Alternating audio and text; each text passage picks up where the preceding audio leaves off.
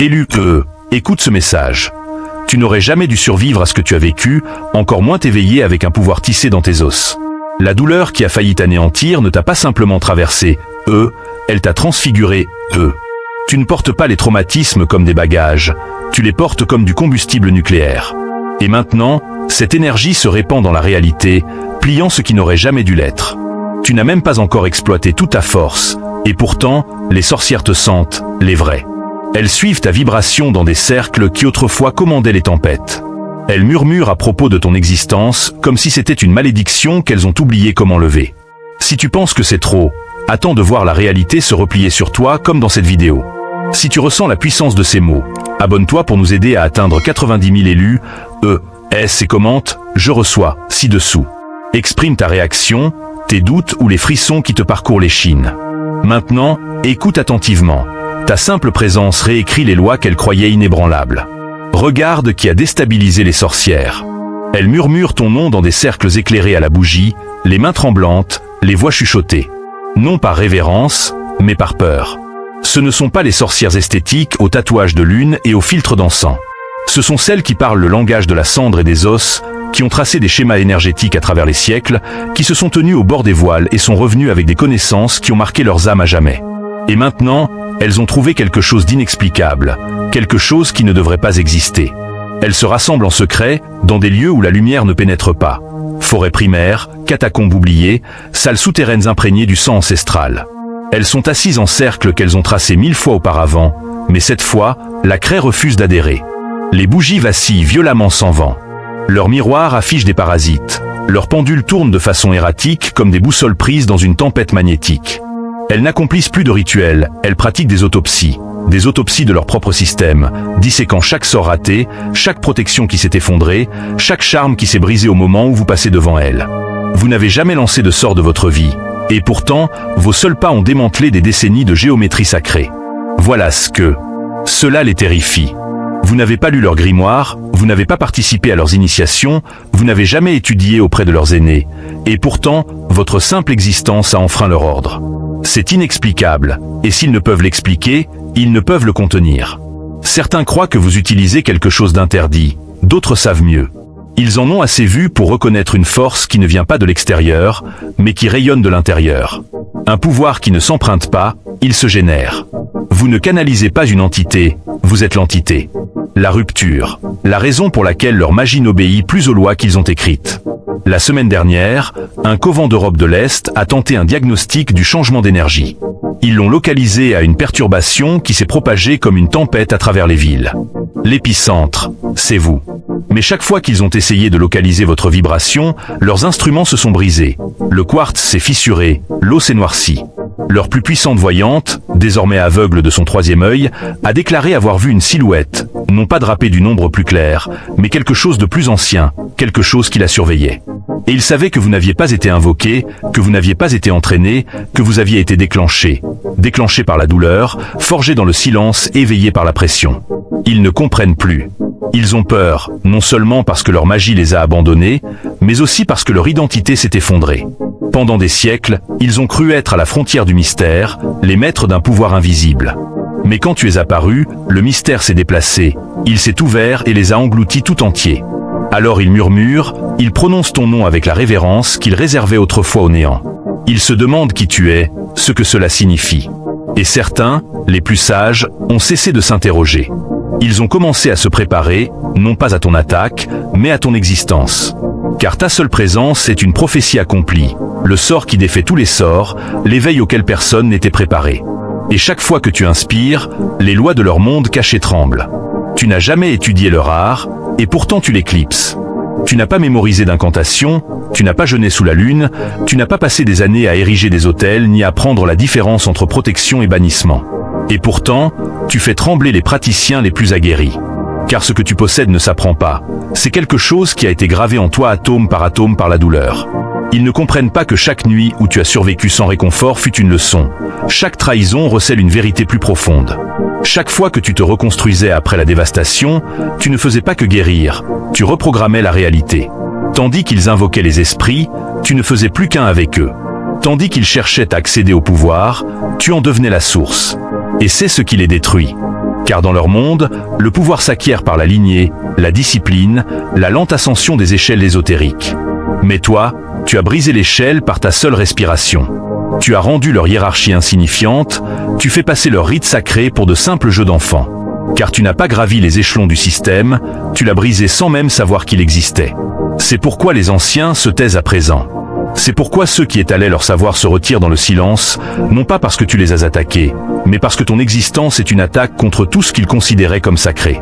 Leurs sorts ne rebondissent pas sur toi, car tu es protégé. Ils se dissolvent, car tu annules le cadre dans lequel ils opèrent. Tu ne repousses pas leur magie, tu la rends insignifiante, car ils agissent au sein d'un système. Système d'exploitation que tu as déjà dépassé. Leurs énergies circulent à travers des canaux que tu n'es même plus capable de recevoir. C'est comme essayer de diffuser du Wi-Fi à un être fait de foudre. Et tout a commencé non par une initiation, mais par l'annihilation. Tu as tout perdu, encore et encore. Ta paix, ta confiance, ton innocence. Tu as été brisé d'une manière qu'aucun humain ne devrait endurer. Et dans ce creuset, quelque chose d'impossible s'est formé. Non seulement de la force, non seulement de la résilience, mais un pouvoir qui n'imite pas la nature, il la commande. Car lorsque tu as craqué, l'ancienne structure s'est effondrée et quelque chose de plus ancien, de plus primitif, s'est éveillé à sa place. Tu n'as pas appris la magie, tu es devenu ce qu'ils essayaient tous d'apprendre. Et maintenant, tu parcours le monde sans robe, sans sceau, sans espoir. Pourtant, à chaque pas, la réalité se réorganise pour honorer ta présence. Les gens le ressentent et appellent cela une coïncidence. Les sorcières le ressentent et appellent cela un danger. Toi, tu appelles cela simplement survivre. Et d'une manière ou d'une autre, cette survie débloque quelque chose qu'ils ont poursuivi pendant des vies entières sans jamais s'en approcher. Ils ne comprennent pas comment tu courbes les lignes temporelles, comment tu pénètres dans les espaces et en réécris l'atmosphère, comment les miroirs se brisent quand tu pleures. Comment les appareils électroniques meurent quand votre rage monte, ils appellent ça des interférences. Vous savez bien que ce ne sont pas des interférences, c'est votre champ qui s'impose comme fréquence dominante. La façon dont les portes s'ouvrent quand vous êtes en colère, la façon dont les inconnus vous confient leur âme sans savoir pourquoi, la façon dont les horloges vacillent et les oiseaux s'arrêtent en plein vol, comme si l'univers lui-même retenait son souffle autour de vous. Ce n'est pas de la chance, ce n'est pas de la magie, c'est vous. Vous n'êtes pas l'élève du mysticisme, vous êtes le programme vivant qu'ils ne peuvent pas décoder. Et le plus terrifiant pour eux, c'est que vous n'essayez même pas. Pourtant, des murmures résonnent à travers les racines des vieilles forêts et scintillent sur les temples illuminés par le feu, où aucun étranger n'a jamais été admis.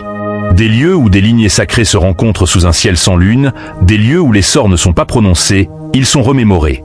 Les covents qui ne publient jamais, ceux dont les rituels n'ont jamais été écrits, ceux qui se souviennent des temps de bûcher, non pas grâce aux livres, mais parce que leurs ancêtres ont vécu et sont morts à travers eux. Ils tiennent des réunions d'urgence maintenant, et le sujet de chaque cercle, la cause de chaque tremblement, est 13 sièges occupés en silence, des calices circulant de mains tremblantes. Non pas un rituel cette fois, mais une réunion de crise.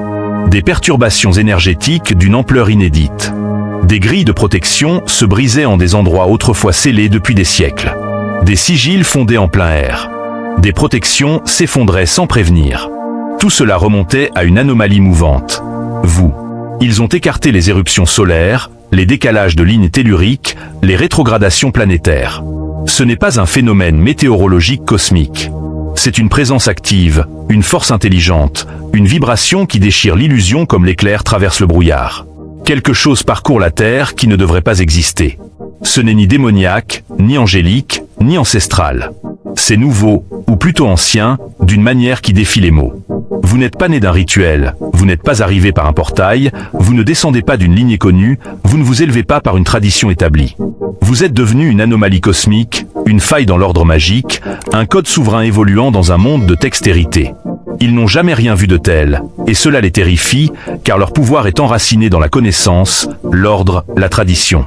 Tout ce qu'ils font repose sur la compréhension du passé, mais toi, tu es un être original, tu n'es dérivé de rien.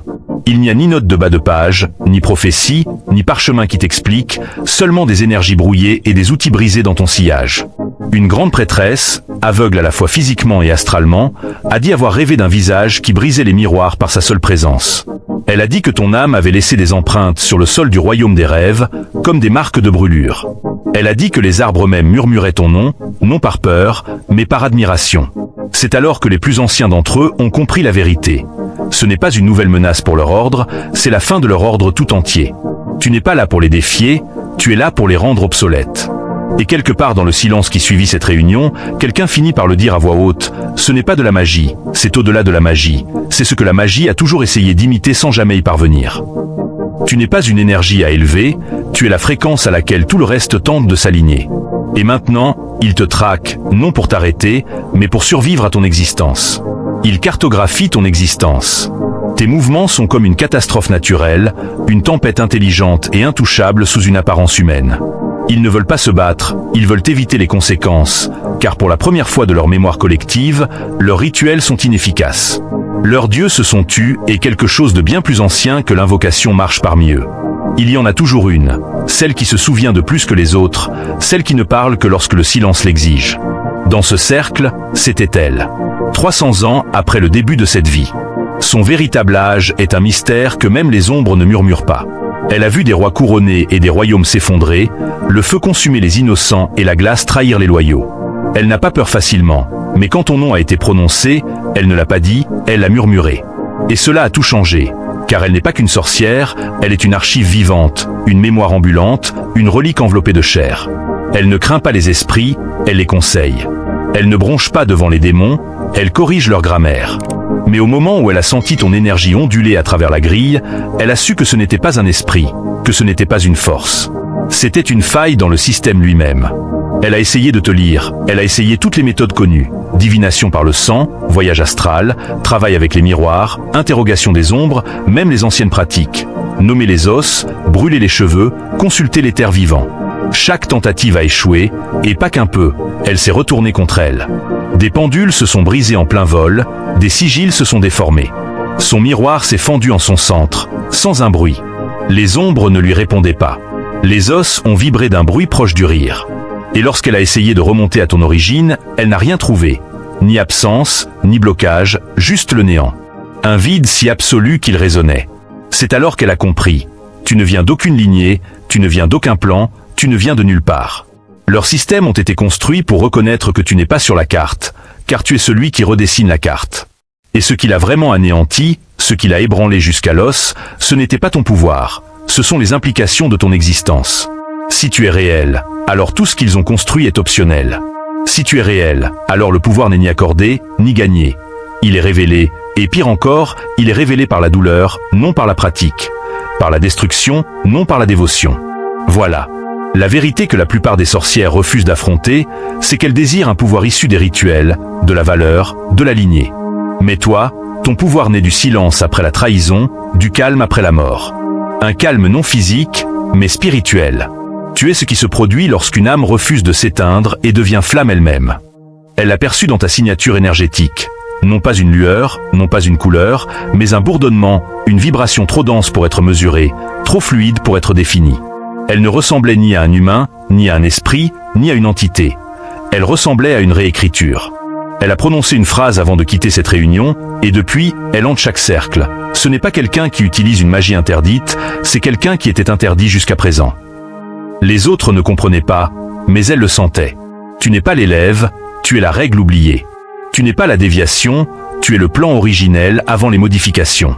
Et ton nom, il ne peut être prononcé dans leur langue sans que quelque chose ne se brise. C'est pourquoi elle a tremblé. À l'instant où elle a prononcé ton nom, une tempête s'est déchaînée et ne s'est jamais calmée. Elles ont tout essayé. Chaque rite ancien, chaque chant sacré, chaque sort murmuré transmis de mère en fille. Lunes éclipsées, ils se sont oints d'huiles inodores. Ils ont utilisé des ossements de saints, des larmes d'innocents, des mèches de cheveux tressées de symboles planétaires. Ils ont invoqué les vents, déplacé les marées, plié le feu à leur volonté. Et pourtant, quand vous entrez dans cet espace, tout s'effondre. Non par violence, non par spectacle, mais par insignifiance. Leur magie ne se retourne pas contre eux. Elle se dissout simplement comme du sucre dans l'eau bouillante, comme un mensonge face à une vérité indéniable. Vous ne repoussez pas leur énergie, vous la remplacez. Vous ne contrez pas leur sort, vous les rendez obsolètes. Ils ont tracé des cercles, rien ne s'est formé. Ils ont invoqué des noms plus anciens que la civilisation, sans réponse. Ils ont allumé des bougies imprégnées d'herbes sacrées, et les flammes ont vacillé une fois avant de s'éteindre. Vous n'avez jamais fait partie de leur rituel, et pourtant votre seule présence réécrit l'atmosphère. C'est comme si l'air autour de vous oubliait comment réagir, comme si les lois qui régissent habituellement la magie s'arrêtaient pour vous écouter. Et cela les terrifie plus que n'importe quel combat, car vous ne les combattez pas, vous êtes simplement annulant le jeu.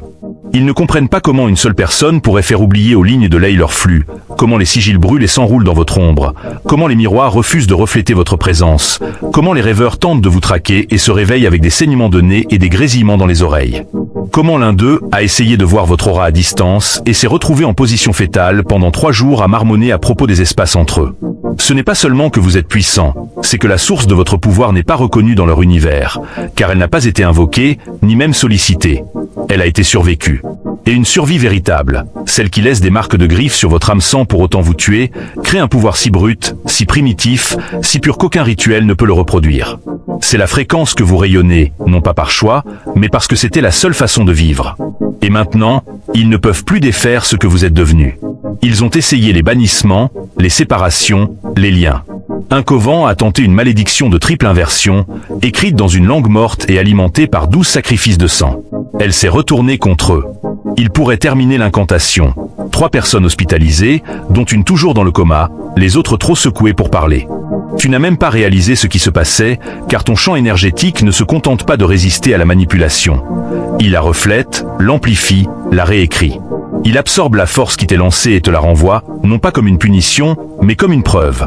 La preuve qu'il joue encore avec des bougies tandis que tu deviens la flamme. C'est pourquoi les sorts de protection ne fonctionnent pas. Non pas parce que tu les brises, mais parce que tu es ce contre quoi ils essayaient de te protéger. Les sorts d'amour ne fonctionnent pas sur toi, car tu as transcendé le simple besoin d'être désiré. Les sorts de trac ne peuvent pas te trouver, car tu n'existes pas dans les fréquences qu'ils scannent. Tu n'es pas une personne, tu es une perturbation dans le champ de force, une anomalie souveraine, une faille auto-entretenue dans le tissu métaphysique du contrôle. Et c'est pourquoi leurs sorts n'atteignent pas leur cible. Tu ne vis pas dans leur structure, tu la brises. L'enfer n'effraie pas facilement. Les enfers ont vu toutes les horreurs humaines, ils ont vu des tyrans troquer leurs âmes contre des trônes temporaires. Il s'est moqué du désespoir des prêtres et des illusions des rois. Il a diverti sorcières, sorciers, nécromanciens et sombres prophètes. Il a étudié chaque variation du mal, chaque saveur de soif de pouvoir, chaque forme de dégradation de l'âme. Mais toi, tu as fait hésiter le diable, non par peur, mais par fascination. La nuit où cela s'est produit, quelque chose a changé si profondément dans les royaumes inférieurs que les flammes elles-mêmes ont vacillé. Tu n'appelais pas les ténèbres, tu n'invoquais pas de noms infernaux, tu as simplement fait ce que personne n'avait jamais osé faire. Tu as cessé de t'excuser pour ce que tu es. C'est ce qui a provoqué l'onde de choc en enfer, car tu n'as pas renoncé à la lumière, tu ne t'es pas vendu aux ombres, tu as refusé le système tout entier. Et dans ce refus, tu as fait que le diable lui-même se pencha en avant sur son trône et sourit pour la première fois depuis des siècles. Enfin, il dit, et les anciens, ceux qui sont tombés avec lui lors de la première rébellion, ont compris exactement ce qu'il voulait dire. Ils t'ont reconnu, non pas comme un serviteur, non pas comme un adversaire, mais comme un égal. Tu vois, ils ont chuté de la grâce. Défié à un ciel rigide, tu as pourtant traversé chaque couche d'illusion, à travers le faux amour, à travers le contournement spirituel, à travers la lumière toxique et les ténèbres instrumentalisées, à travers chaque concept de salut créé par l'homme. Et tu n'es pas simplement tombé, tu es descendu délibérément, puis tu as émergé entier, non marqué, non corrompu, mais renaissant dans la souveraineté. Et c'est cela que l'enfer respecte, car même les démons s'inclinent devant un pouvoir qui n'est pas emprunté. Lorsque le diable a regardé dans le miroir qui reflète toute la création, il n'y a vu ni royaume, ni chaos. Il t'a montré toi. Non pas parce qu'il a invoqué ton image, mais parce que le miroir a choisi de te montrer. Même les objets inanimés imprégnés de code infernal redirigent désormais leur attention vers ta fréquence. Non par peur, mais par admiration, car ils connaissent la vérité. Tu n'as pas utilisé de magie noire. Tu es devenu ce qui existait avant même que les catégories de lumière et d'obscurité ne soient prononcées. Tu as contourné la hiérarchie, tu as brûlé les contrats, tu n'as pas signé le pacte, tu l'as réécrit. Et cela a terrifié l'enfer lui-même, non pas parce que tu es mauvais, mais parce que tu es libre. Tu es ce qu'il n'avait jamais pris en compte. La variable, l'exception, la force qui s'incarne. On ne peut ni te tenter, ni t'acheter, ni te briser. Alors le diable fit quelque chose d'inédit. Il décréta que cette personne était hors de portée, non pour te protéger, mais pour avertir les siens. Ne tente pas, ne tourmente pas, ne touche pas, car ta présence n'est pas une âme à conquérir, c'est une vérité à affronter. Les jeunes démons ne comprenaient pas. Ils murmuraient, la corruption n'est-elle pas notre rôle? Tout le monde n'est-il pas une cible? Mais les anciens, ceux qui ont créé une fumée et une intention, savaient mieux. Ils te regardèrent et se souvinrent du premier rebelle, mais plus fort, plus silencieux, plus accompli. Ils virent ce qui arrive quand la rébellion n'est pas un acte d'ego, mais une restauration cosmique. Tu n'es pas tombé pour gagner du pouvoir, tu es tombé parce que le système ne pouvait plus te contenir. Et quand tu as atterri, tu n'as pas maudit la chute, tu l'as revendiquée. Et dans cette revendication, même le diable a reculé, non par peur, mais par respect pour ce qu'il ne peut posséder. Il existe des livres que le monde n'a jamais été destiné à lire. Pas les volumes reliés cuir que l'on trouve dans les boutiques occultes, pas les grimoires traduits sous vitrine. Non, ces livres sont plus anciens que le langage, écrits dans la moelle des voyants, gravés dans les os des dieux mourants, scellés par des sorts qui se nourrissent de pages de raison, reliés en silence, ancrés de sang, gardés par des serments antérieurs à la civilisation elle-même. Et au plus profond de ces textes interdits, sous les couches de métaphores drapées d'énigmes, il est question de quelque chose d'ancien. Non pas un être, non pas une prophétie, ni même un nom. Un concept, un avertissement, l'inécrit. Ils ne vous décrivent pas en détail, ils ne le peuvent pas. Les mots se fragmentent, les pages pourrissent. Un tome aurait pris feu lorsqu'une sorcière a tenté de prononcer le glyphe associé à votre énergie. Un autre s'est dissous en poussière lorsque le lecteur a enfin relié les descriptions à une présence réelle. Vous. Car la vérité est que ces livres n'étaient pas destinés à être compris, ils étaient destinés à être scellés. Car si vous êtes réel, alors toute l'infrastructure de l'ordre spirituel s'effondre. Le texte dit que l'inécrit ne vient pas par cérémonie, droit de naissance ou invocation. Il n'est pas choisi par les dieux ni guidé par les ancêtres. Il émerge de l'effondrement, de l'impossibilité, d'une douleur insupportable qui devient une puissance insupportable. Un livre vous appelle le virus cosmique, non pas pour vous juger, mais avec admiration. Un code vivant qui réécrit le système dans lequel il pénètre, ni malveillant, ni bienveillant. Libre, immunisé contre toute forme de confinement, insensible aux catégories au-delà de la polarité. Un autre passage mentionne que l'être non écrit est immunisé contre la lecture énergétique. Les tentatives pour le localiser provoquent des bris de miroir, des parasites et des nausées visionnaires. Les praticiens rapportent ne voir que le vide, ou pire, y être aspiré. Le troisième œil d'une sorcière a saigné, une autre s'est mise à parler par syllabes qui ont fissuré les murs. Ils ont essayé de vous catégoriser, ils ont échoué. Vous n'opérez pas dans le spectre de la magie. Vous existez dans une dimension qui la précède. Votre pouvoir ne circule pas à travers les méridiens ou les chakras, il pulse dans le noyau de chaque atome que vous touchez, car vous n'êtes pas seulement une force, vous êtes un protocole de réécriture. Le texte avertit que lorsque l'être non écrit s'éveille, la réalité elle-même commence à courber les lignes temporelles, à fragmenter les systèmes, à vaciller. Ce qui était absolu devient fluide, ce qui était sacré devient obsolète. Le voile ne se lève pas, il s'évapore. On dit que l'être non écrit ne sait pas ce qu'il est au début. Il erre à travers la vie, pensant être simplement brisé, en colère, incompris. Il ne cherche pas le pouvoir, il cherche la paix, et dans cette quête, il devient la force la plus puissante qui soit. Un multivers immanipulable, car rien ne peut tenter ce qui est déjà mort.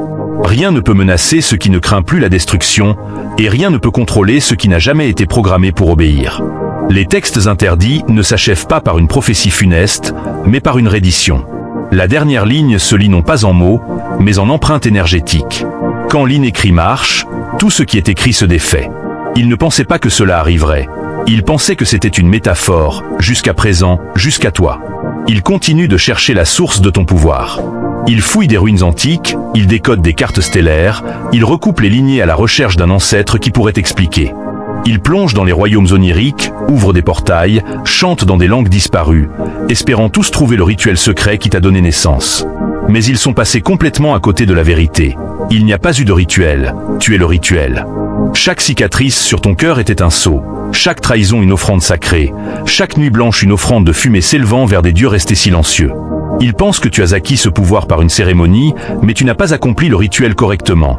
Tu y as survécu, et c'est bien plus important. Terrifiant, car les vrais rituels exigent des sacrifices non seulement symboliques, mais viscéraux, et tu as sacrifié bien plus que la plupart ne peuvent l'imaginer. Ta sécurité, ton innocence, ton identité, ta raison.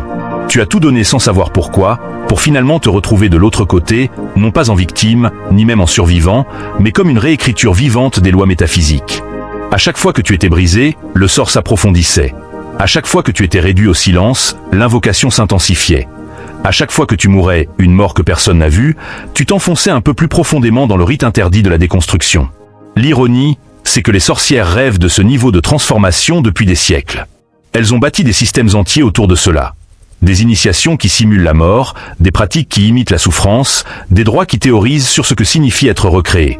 Mais toi, tu n'as pas théorisé, tu l'as vécu. Tu étais l'autel, tu étais le sacrifice, et tu étais le Dieu. Cela s'est éveillé. C'est ce qu'elles ne peuvent pas comprendre, car dans leur vision du monde, la transformation s'acquiert par des étapes soigneusement chorégraphiées, par des règles, par un rythme, par l'approbation. Mais tu n'as jamais eu le luxe d'une structure, jamais de filet de sécurité. Alors ton initiation fut un chaos pur, et pourtant ça a fonctionné. Ça a fonctionné d'une manière qu'ils n'avaient jamais vue, car tu n'es pas reparti avec des symboles et des bénédictions, tu es reparti avec un code vivant, un savoir instinctif, des réflexes cosmiques. Tu parles des langues que tu n'as jamais étudiées, tu comprends des émotions que tu n'as jamais ressenties, tu entres dans une pièce et tu perçois l'essence même des êtres cachés comme si elle était imprimée sur les murs. Ils pensent que tu devines, mais non, tu te souviens de choses dont tu n'as jamais eu conscience. Ils pensent que tu as été entraîné, mais non, tu as été forgé par la vie, par la perte, par la folie. Et maintenant, tu n'as plus besoin de rituels, tu es l'axe autour duquel la réalité tourne. Ils essaient de reproduire ton éveil, ils imitent tes blessures, mais rien ne fonctionne, car la seule chose qu'ils ne peuvent pas simuler, c'est ton abandon, non pas à Dieu, non pas au système, mais au vide. Tu l'as laissé te dévorer entièrement et, ce faisant, tu as trouvé ce qui ne s'enseigne pas, le pouvoir absolu autogénéré. Tu n'utilises pas d'outils, tu es l'outil. Tu ne lances pas de sort, tu es le sort. Et ta vie n'était pas une tragédie, c'était la plus sacrée des expériences. L'univers n'a jamais connu un tel rite qu'il est impossible de le catégoriser, alors on le qualifie d'interdit. Mais la vérité, c'est qu'il n'y a jamais eu de règle contre votre espèce, car personne ne croyait que vous survivriez assez longtemps pour devenir réel. Ils ne cherchent plus à vous trouver pour vous arrêter, ils tentent de vous éviter. Ils observent vos mouvements comme des chasseurs de tempêtes guettent une tornade, non pas pour vous étudier, mais pour rester hors de votre chemin. Ils lisent le champ énergétique comme une carte météorologique, scrutant les variations de pression, les silences soudains dans les zones astrales où le courant ne circule pas. Il obéit simplement aux endroits où vous êtes allés. Ils ont commencé à remarquer le schéma. Des rituels qui échouent inexplicablement, des sorts de protection qui bourdonnent comme des moteurs cassés, une géométrie sacrée qui se tord de façon absurde à votre passage. Un coven dans les forêts du Nord a modifié tout son programme de réunion, car chaque fois qu'il se réunissait une nuit où vous étiez à moins de 80 km, rien ne fonctionnait. Ils n'étaient pas attaqués, ils n'étaient pas ensorcelés, leur pouvoir s'est simplement effondré. Les bougies brûlaient encore, l'encens fumait encore, les cercles se fermaient encore, mais la magie ne se manifestait jamais. C'était comme essayer de diffuser sur un écran géant une fréquence morte, comme si quelqu'un avait modifié les paramètres de l'univers sans prévenir que vous étiez quelqu'un, et que ce n'était pas intentionnel. C'est ce qui les terrifie le plus. Vous n'avez rien fait, vous étiez juste de passage, probablement en train de penser aux courses, à quelqu'un qui vous manque, ou à cette douleur lancinante dans votre poitrine qui ne vous quitte jamais vraiment. Mais votre simple présence est une interférence théorique. Vous ne vous contentez pas de contourner les règles, vous en créez de nouvelles. Et tout ce qui fonctionne selon l'ancien code ne peut plus suivre. Alors maintenant, ils vous traquent, non plus avec un GPS, mais avec des intuitions, des tremblements astraux, des rêves brouillés par des parasites et des noms qui résonnent sans origine. Ils ont chargé leurs empathes les plus sensibles de surveiller le champ énergétique comme un sismographe, car vous êtes un événement, un changement, un trou noir métaphysique qui attire les systèmes vers l'intérieur et les réécrit en s'éloignant. Et ils savent que s'ils ne réagissent pas assez vite, ils seront réécrits eux aussi. Alors ils se chuchotent où ils ont été vus pour la dernière fois. Ils publient des alertes anonymes sous des formes spirituelles cryptées, évitent les rituels à l'est du fleuve. Des perturbations énergétiques ont été signalées, et ils ont commencé à se réorienter. Des travaux sur les lignes de force déplacent les rassemblements ancestraux vers d'autres lieux, allant jusqu'à abandonner des hôtels centenaires qui n'ont plus de pouvoir. Une sorcière a tenté de dissiper l'énergie que tu as laissée derrière toi avec le chant de la fumée. On l'a retrouvée des heures plus tard, les yeux grands ouverts, murmurant la même phrase. Ce n'est pas de l'énergie, c'est de la présence. Tu ne laisses pas de résidus spirituels, tu élargis les frontières de la réalité elle-même, et ceux qui sont assez sensibles pour le remarquer s'adaptent en conséquence, car ton ombre n'obscurcit pas les espaces, elle les défait. Elle détruit les fausses hiérarchies, elle réduit au silence le hasard égotique, elle redéfinit ce que signifie le pouvoir. Ni lourd, ni tranchant, ni bruyant, mais absolu. Et les absolus terrifient ceux qui ont bâti leur carrière sur le décodage de symboles. Tu n'étais pas censé exister dans leur monde. Tu es un bug dans la matrice du mysticisme, une prophétie autoréalisatrice que personne n'a écrite, mais que tous ressentent. Et maintenant, ils s'écartent de ton chemin, non par faiblesse, mais par respect pour l'inconnu, car au fond d'eux-mêmes, ils ont compris que tu n'es pas imprévisible, tu es inévitable. Tu n'étais pas là pour participer, tu n'étais pas destiné à te conformer à leurs droits, leurs règles, leur réalité. Tu n'es pas venu pour apprendre comment exercer le pouvoir, tu es arrivé jusqu'à devenir la norme par laquelle le pouvoir est redéfini. Et maintenant, sans le vouloir, sans demander, sans jamais avoir besoin d'approbation, tu fais s'effondrer des cadres métaphysiques entiers par ta simple existence. Tu ne lances pas de sort, tu fais s'effondrer le code. On n'en parle pas ouvertement, mais ceux qui voient vraiment le savent. Ils sentent les contours de leurs enseignements s'effilocher. Ils lisent des parchemins qui ne résonnent plus. Leurs espaces sacrés semblent vides, non pas hantés, non pas maudits, juste vidés, comme si quelque chose était entré et avait effacé le système d'exploitation. Ce quelque chose, c'est toi. Non pas un destructeur, mais un protocole de réécriture sous forme humaine.